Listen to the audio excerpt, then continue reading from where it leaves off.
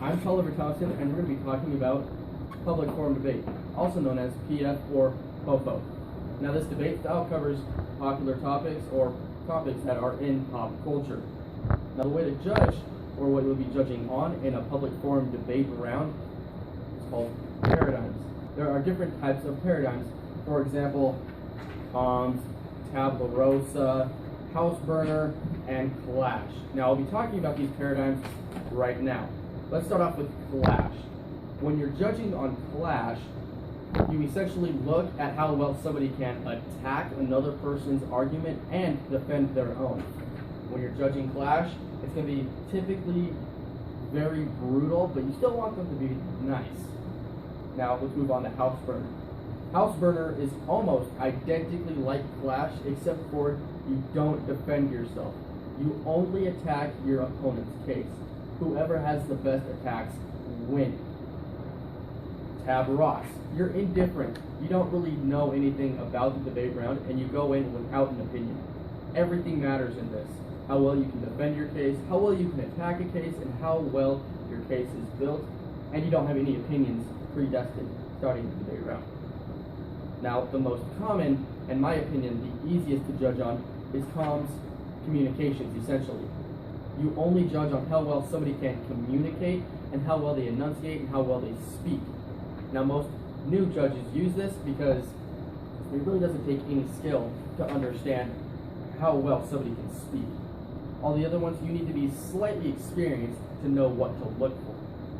At the beginning of a public forum debate round, there is a coin flip to determine who speaks first or second, and to determine who gets pro or con. Once each is determined, have the debaters put their codes, pro or con, and their speaker positions with their last names on their respective sides. Have the pro team sit on the left and the con team sit on the right so that they align with your ballot. It will make it easier to keep track of the arguments and avoid any mistakes. Then have them put the resolution in the middle of the board. It will serve as a reference when watching them debate. While the debaters are preparing, fill out the necessary information on the ballots. The first speech in a debate round is a 4-minute constructive speech that generally follows a basic outline, starting by stating the resolution, defining key words, a resolutional analysis, also known as an RA, which states how the debate is to be won by defining the resolution. Make sure to write down the RAs because they are a key factor in how the debate is played out. Then the debaters get into their arguments, starting with their first contention. Write down C1 and the tagline, then a subpoint with a tagline, and so on. Write down all the taglines for each contention and subpoint. Underneath each tagline, write down any statistic or argument that stands out to you. After this first speech, the second speaker will do a 4-minute constructive as well. It is exactly the same as the first, but if they have excess time, they can use it to start attacking the first speaker's case. After the constructive speeches, the first and second speaker have a 3-minute crossfire, where they ask each other questions about their case. One major thing to remember is that any comment or attack made in the crossfire cannot be counted in the debate round. This leads us to the 4-minute rebuttal speeches from the third and fourth speaker. They will usually start with a roadmap, which is where the debater explains what they will cover in their speech, and in what order. This is not to be timed. If the debater says they are going to go straight down the flow, pro to con, that means that they are going to start with the pro, addressing every contention and subpoint, and then move on to con.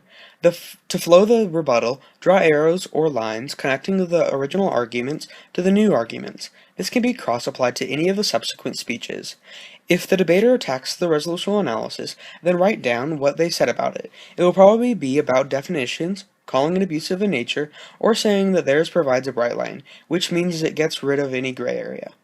When attacking the contentions, they may cross-apply their own case, bring up new evidence to go against it, call topicality, which may have to do with their own resolutional analysis, or something about the point being really obscure.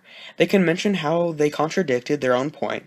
They may ask whether the cost of the point is worth the benefits, which is referred to as a cost-benefit analysis. They can bring up all sorts of morals and philosophies, or just attack the evidence behind the point. The fourth speaker also has to defend their own case, so write down their defensive arguments underneath their opponent's argument.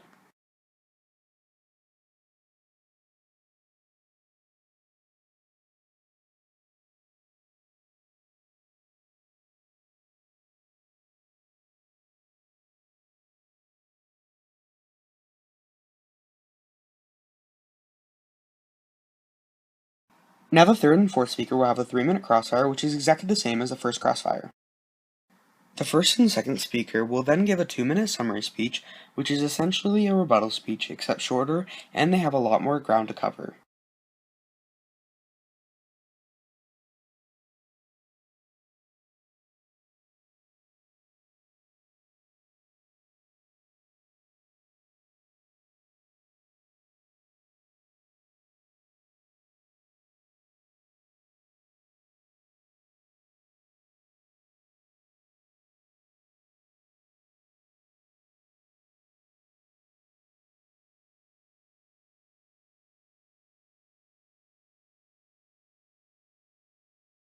To end the debate round, the third and fourth speaker will give a 2-minute final focus. In this speech, they will give voters. These are just reasons as to why they won the debate round, and why they won each argument during the round. They may also bring up arguments that their opponents failed to attack. The main rule to remember about the final focus is that no new evidence is allowed to be brought up, since their opponent won't have a chance to address it. At the end of these speeches, feel free to ask to see any of the evidence that you are unsure about, but if this evidence will change who you vote for, make sure you look at the other side's evidence also, so you don't make an uninformed decision. Some things to note during the debate round are, tag teaming isn't allowed. This means that the partner to the person giving the speech is not allowed to interject any comments or initiate any help whatsoever. If the person giving the speech was to ask for their partner to hand them something, that is okay because the partner isn't speaking or influencing them during the speech.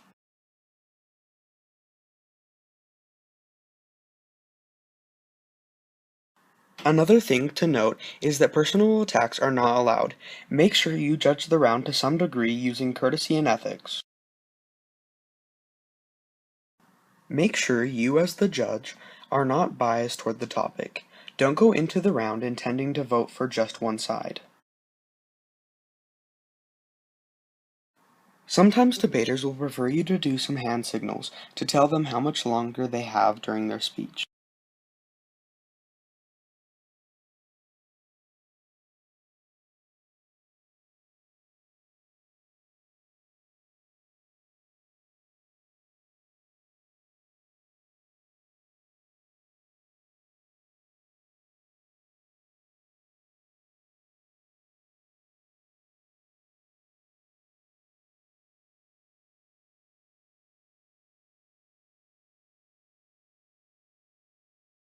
Make sure you take these things into consideration when picking the winning team.